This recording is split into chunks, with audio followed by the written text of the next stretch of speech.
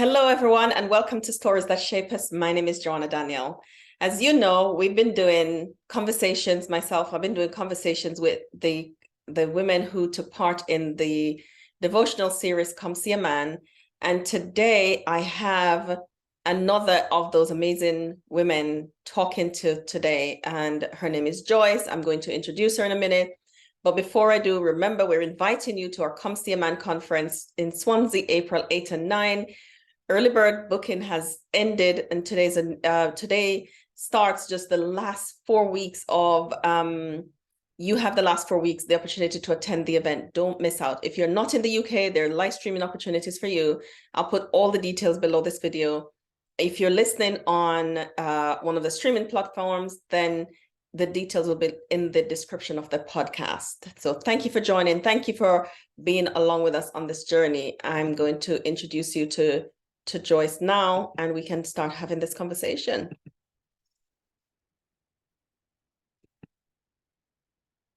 Hi, Joyce. Hi, how are you? I am fine, thank you.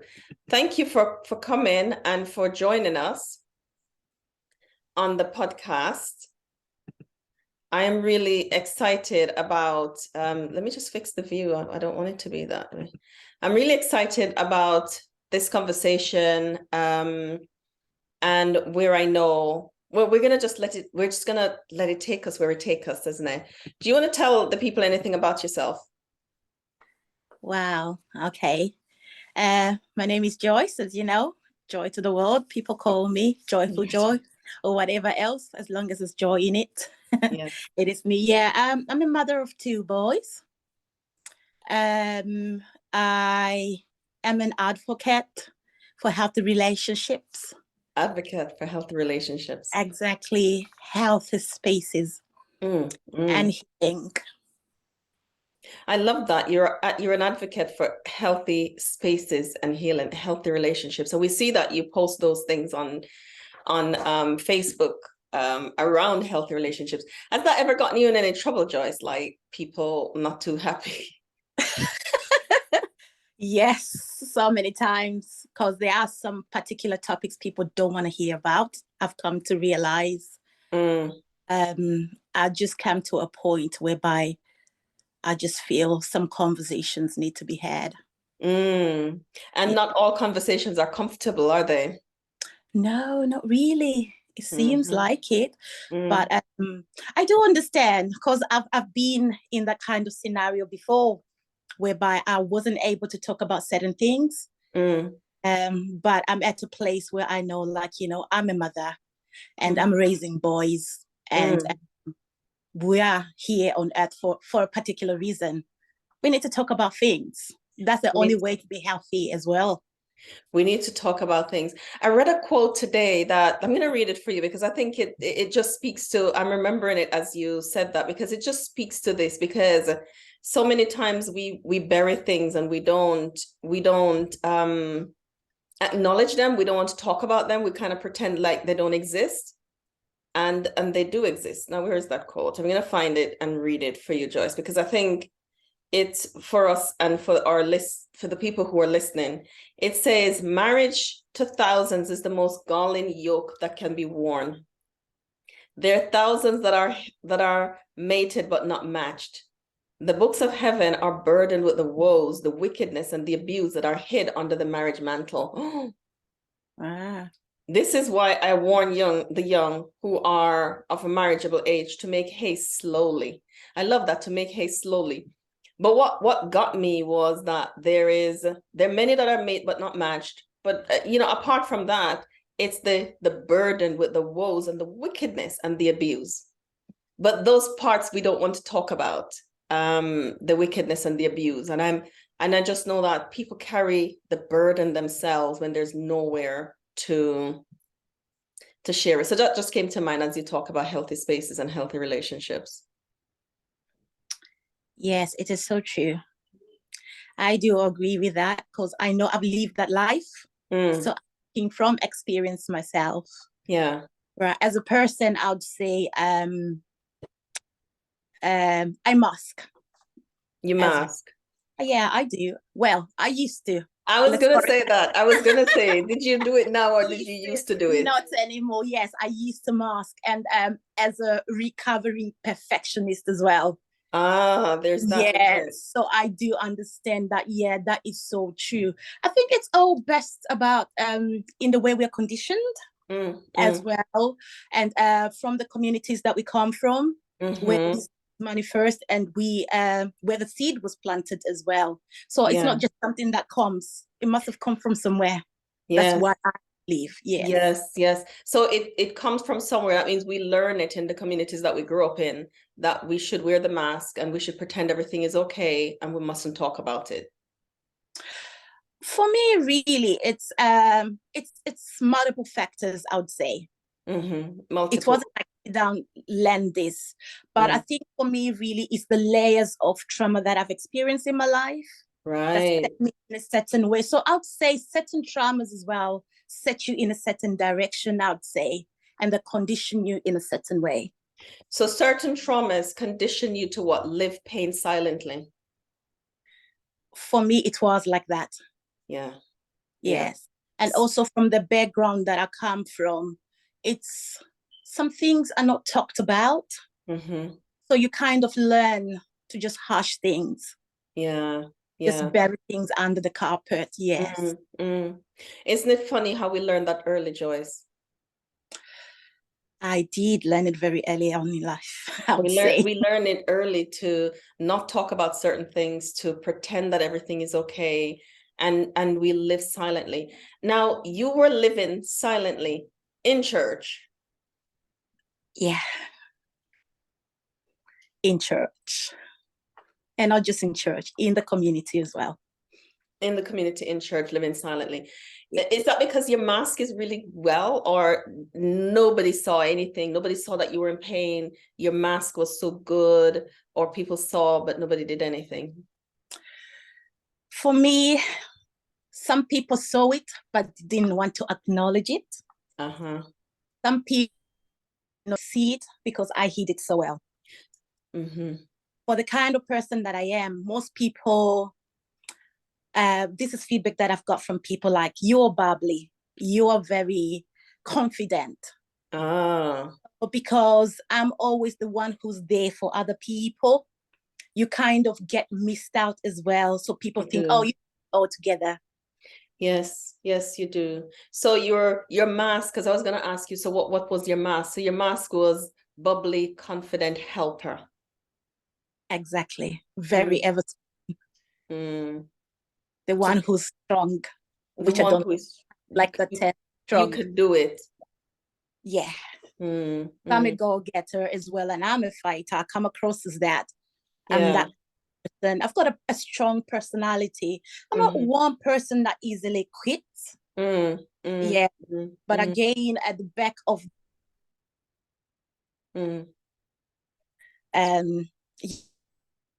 like a wall, not strong. I think you're just looking at the bricks on there, and man the bricks, but you don't look at the glue that's holds the bricks together, kind of thing. Yeah. So it kind of easily dismantles in it. Because the glue is not strong, so the bricks will start to crumble. Yeah. Joyce, it's sticking, Joyce. It's freezing a little bit. But from what I'm getting from what you're saying is that I had this wall. But I had this wall, but the glue that was holding it all together wasn't strong. And if people looked closely, would they have been able to see that? If people looked closely, they would have seen that. So what I'm there hearing were people that was so close. Say that again, Joyce. Oh, there were people that were so close around me, but I'm not quite sure why they missed it. Why they missed it? Different things make we miss things, when we don't know how to look, we don't know what to look for, we don't know what it's called. It mirrors our own experiences. We're afraid, all of those kind of stuff. I've been in women's ministries conversation where somebody says, I don't want to break up a home. I said, you are not breaking up a home. You can't. break up a home. You're not doing anything by intervening and helping somebody. You're not doing anything like that. So people are afraid for so many different reasons. But as I listen, I'm thinking that must have an impact, Joyce, on you, on your body, because I know when we hold things in, it doesn't matter how good our mask is, our body tells the story. So how did it impact you? Well, for me, in a lot of ways, I'll just highlight the main things that really affected me and added some more trauma. Okay. So I had birth traumas that were really terrible. I had stress-induced hypertension. First child, so I was in hospital before he was due, and it's really bad. The second time again, I had a very horrible birth experience, and even now I'm still healing from it. Yeah. And this is how my birth miracles hope came about. Oh, because you had birth miracles, and that's why. Yeah. Wow. To be there for those that need it as well, because I needed certain things to be in place as well. So besides that, I also suffer from cornea keratoconus. That's an eye condition. That's digging in it. It's an immune condition. So I do believe highly my thyroid and my immune system was compromised as a result of the traumas that have affected me in my life. Yeah, we know that compromise when we're living with repressing pain for as long. That's a lot, Joyce. So the stress-induced hypertension, you say, did that contribute to the traumatic birth? It did, in a way, because my blood pressure was so high. I was really extreme stress at the time, and the community that I had at the time was not the best. So you had no help, basically. I had no positive help. You had no positive. Well, you had no help, Joyce, because there can't be negative help. It's not good. Yeah. It's no help. It's yeah. They just added to the stress. They did, yes, immensely. Yeah. It is a miracle then, isn't it? Because traumatic birth is hard for the baby and it's hard for the mom. And I know it impacts attachment, but you have this amazing relationship with your boys. Yeah, but it's come with hard work. It wasn't like that. I know there were certain things, as a mother, there's certain things that you expect and you wish for. Yes, yes. So one of the things, I failed to breastfeed both my boys because my body was under a lot of trauma. I wonder how we can reframe that then, Joyce. You said I failed to breastfeed. You didn't fail to breastfeed. You made it sound like I had a choice. I could do it, but I didn't want to, so I did this instead. But you were healing from traumatic birth and you couldn't breastfeed. How can we reframe it? You know me, I'm always reframing, telling the truth. Yeah, I understand. At the time, I'm talking at the time, this is how I saw it.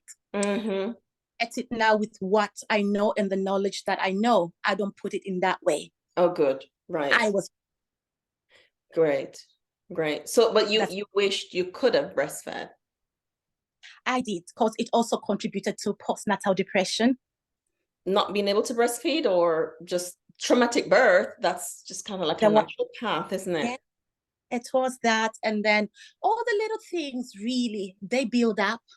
It's not like, oh, it's just that. It's like a cup, when it's it can only take so much up until it starts overflowing. So it was that kind of situation that I was in. Yeah.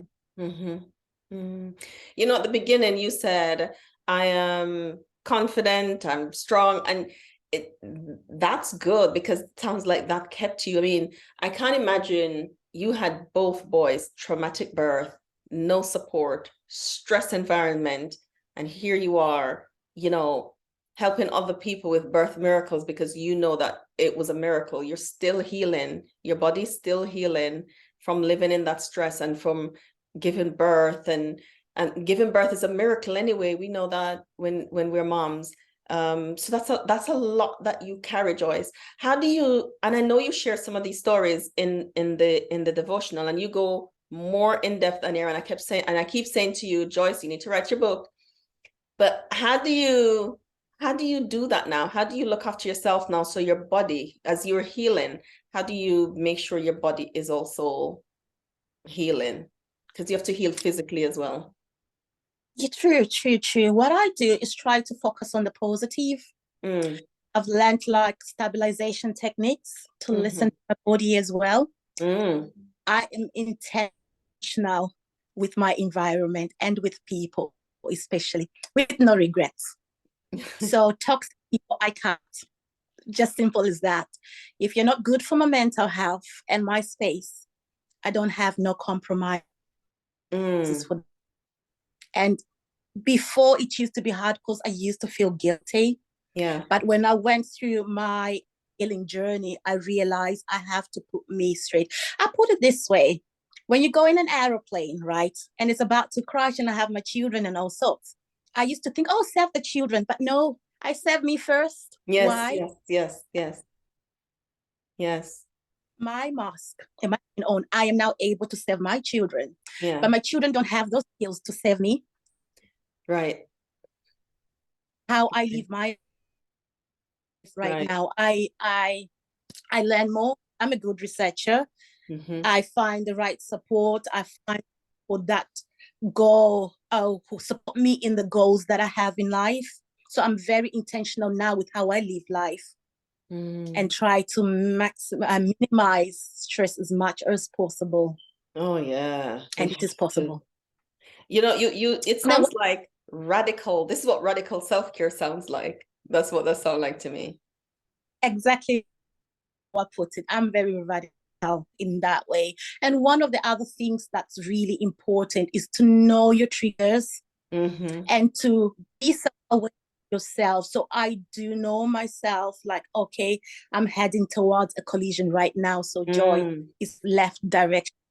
So it's really important as well to understand yourself and how you work and how you respond to all these things. That is so golden. And, you know, for those who are listening, I really want you to hear that. Listen to yourself and learn how you respond so you know what to do. Joy says she's radical with self-care. She's radical with her environment. Toxic people, just not allowed. How do you manage the guilt with that, Joy? How do you manage the guilt with just like toxic cut? I have to protect my peace. I have to protect my health, my physical health, my mental health. Sometimes we know that we need to protect ourselves, but we don't always make those radical choices. How do you manage it without guilt? At the moment, I'm not going to lie, it comes with no guilt for me because I know at the end I'm doing it for joy. Good. Right. Yeah. I know it sounds selfish to do that, but it is really important because we give people chances, don't we? There is time when you talk to people, but some people choose to want to cause drama. Yeah. So those are the kind of people that I've got no regret because they know what they're doing. Yeah. So we are human, we fail, we'll do things sometimes. I do some things that are wrong and whatever else. But for us, for me, I'd say, like I said in the beginning, for me, it's about safe spaces, being safe and being a person. So around me, I need people that are safe. People that are safe are those people that you can approach and have a conversation. When you explain, okay, I don't need to hide and shrink into spaces to be liked. That part. No shrinking. No shrinking. I have to come and present myself as I am to the world. So if people want me to shrink, you're not my people. My glow. See, I want to say amen. So this is how I because I believe in that so much. We're not shrinking. When we're healing and discovering who we are and learning how to love that, knowing that God does, we don't have to shrink to make ourselves into anybody that's acceptable to anyone. If you're not acceptable as you are, it's not the right space for you. No. I believe that so much. It's just not the right space. You know, as we wrap up, Joyce, here is what I'm hearing. You're choosing joy, you know, like joy, but you're also choosing joy, like you're pursuing joy by listening to your body, by healing one day at a time, as you're being intentional, you're creating safe spaces so that you can heal in, because two traumatic birth, I know that's going to take a journey, and you had trauma on top of that. That's just the top, and you're peeling back the layers as you're dealing with each layer one day at a time. And that takes time, that takes intentionality. So you really have to have people around you that are safe, that will protect you, that will not hurt you, all of those kind of stuff. As we're wrapping up, something just came to me. How long did it take you for you to get to that place where you're right, that's it, I'm drawing the line, this is what the line looks like, these are who are allowed over here? How long did it take you? It's been a long journey for me. Mm-hmm. In short, I'd say I've had complex childhood traumas.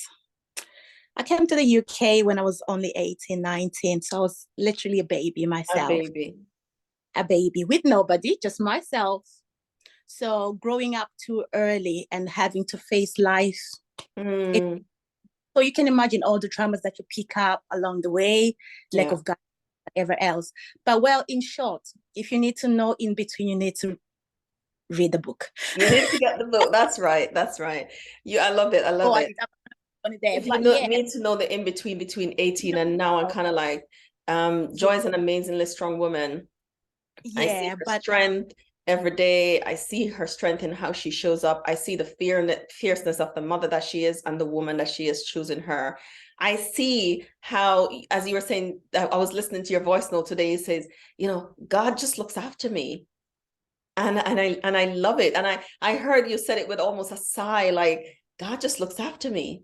And I know he does, and he will continue to look after you. And those who are listening, you're healing complex trauma, you're going through quite a lot. You're not started your journey of healing yet, or you're on your journey of healing, but it's long. Healing can take a while.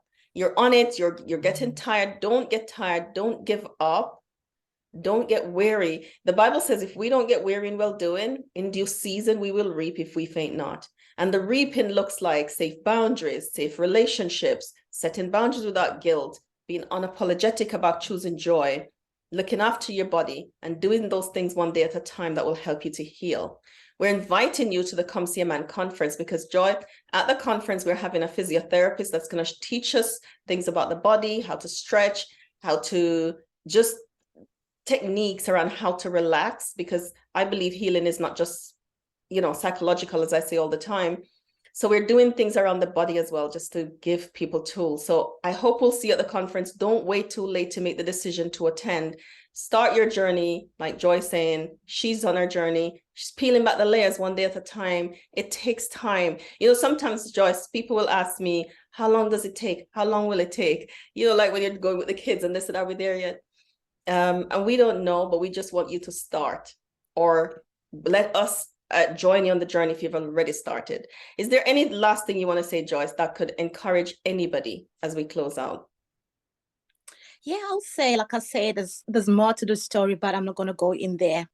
But journey, if you step into your healing journey, your body will thank you, number one. Number two, don't look back. Trauma is real, but you can heal from it. You need the support, the right tools. All you have to do is make that first step and you will get. Yes. Again, I want to say amen, because it's the things that you're saying, I come in agreement with the things that Joy is saying. So thank you for joining us in this episode of Stories That Shape Us. I hope you'll join us on the next story. And don't forget to sign up for the conference, get the devotional so you can read Joy's stories. You're going to be absolutely amazed with the strength of this woman and how she's held on to God. Take care. Thank you.